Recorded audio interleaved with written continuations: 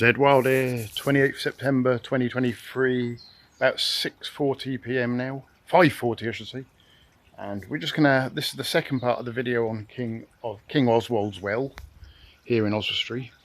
And we're just gonna look inside the well properly because we didn't look inside in the previous video. And you can see there's a lot of money, coins, people, and there's a book which I looked closely, and I can see there's a bit of further history here, because if you look in the middle it says William Shakespeare.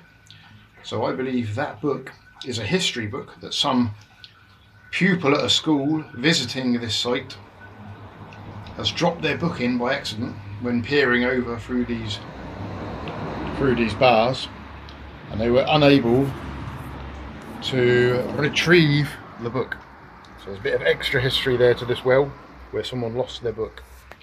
There's lots of 20p pieces and things and pennies. I don't know if there's anything more than that.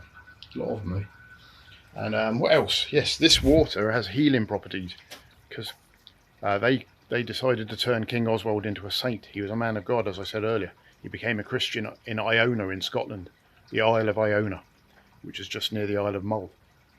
And people came, peasants, and all manner of people came here, and they took a tiny bit of earth from the site, a little scoop of earth, which they then mixed with water and drank it, and it had healing properties.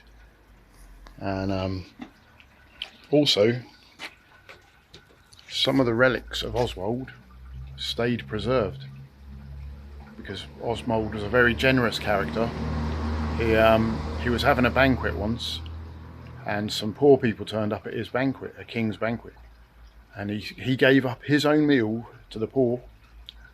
And not only that, he tore up a silver plate that it was on and gave bits of silver to the poor people there that turned up. And another man of God, who I've forgotten who it was, blessed Oswald and blessed his right hand, I think it was, blessed it for being such a generous man. Said, may his right hand never perish. And apparently his hand stayed preserved for a very long time. And no one knows where his hand is now, but it might still be preserved somewhere in some hidden vault somewhere.